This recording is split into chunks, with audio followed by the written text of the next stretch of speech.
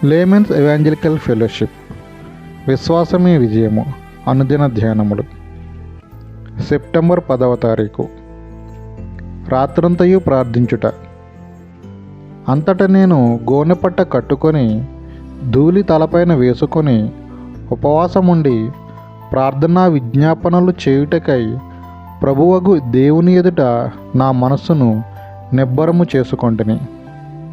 దానియేలు గ్రంథము 9వ అధ్యాయము 3వ వచనము. ప్రజల కొరకు భారము కలిగి ప్రార్థించు దానియేలును చూస్తున్నాము.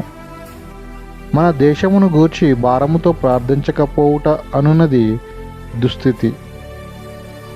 ఏదో జాలి, దయ, కనికరములతో నుండటం మాత్రమే చాలదు. కనికరముతో ప్రార్థించాలి.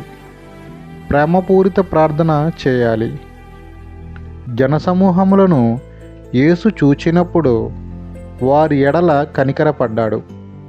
మన చుట్టూ అనేక మంది ఉన్నప్పటికీ, వారిలో కొందరు నరకాగ్నిలో పడుటకు సిద్ధముగా ఉన్నప్పటికీ, మనకేమీ పట్టనట్లు మన హృదయాలను కఠినపరచుకొనకుండా వారి కొరకు ప్రార్థించుట నేర్చుకోవాలి.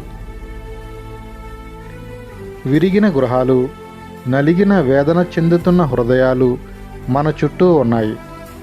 వారి ఎడల భారము లేని ఎడల మనము క్రైస్తవులము కాదు. అది ఒక ముఖఫలకము లేక బలవంతపు భక్తి వంటిదా? నిజంగా భారము కలిగి వారి కొరకు అంగలార్చి ప్రార్థించు క్రైస్తవులమా? కీర్తనాకారుడు ఈ విధముగా పలుకుచున్నాడు: యెహోవా సేవకులారా, యెహోవా మందిరములో రాత్రి నిలుచుండువారలారా, మీరందరూ యెహోవాను సన్నుతించుడి. కీర్తన 134:1. రాత్రంతయు ప్రార్థించువారు చాలా అరుదుగా కనబడతారు. నిజమైన ప్రేమ కలిగి ఉండేవారే ప్రార్థించుదురు.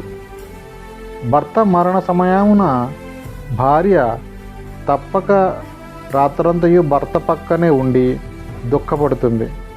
ఉదయమున ఆమె విధవరాలు అవుతుంది. పిల్లలు అనాథులవుతారు. కనుక వారు అయ్యో, ఈ రాత్రే చివరి రాత్రి అవుతుందేమో, నేను దగ్గర ఉండాలి అని అనుకుంటారు. అయితే ప్రార్థన విషయానికి వచ్చేసరికి రాత్రంతా ప్రార్థించు క్రైస్తవులే లేరా? ప్రభువైన యేసుక్రీస్తు రాత్రంతా ప్రార్థించాడు. జాన్ ఫ్లెచర్ అను దైవభక్తుడు వారానికి 2 రాత్రులు ప్రార్థించేవాడు. కొందరు తెలివిగలవారు తమ చుట్టూ కఠిన పరిస్థితులు ఉన్నాయి కనుక ఎక్కువ సమయం ప్రార్థనలో ఉండరు. అదే పరీక్షా సమయం అయితే రాత్రి 3 గంటల వరకు మెలకువగా ఉండి చదువుతారు.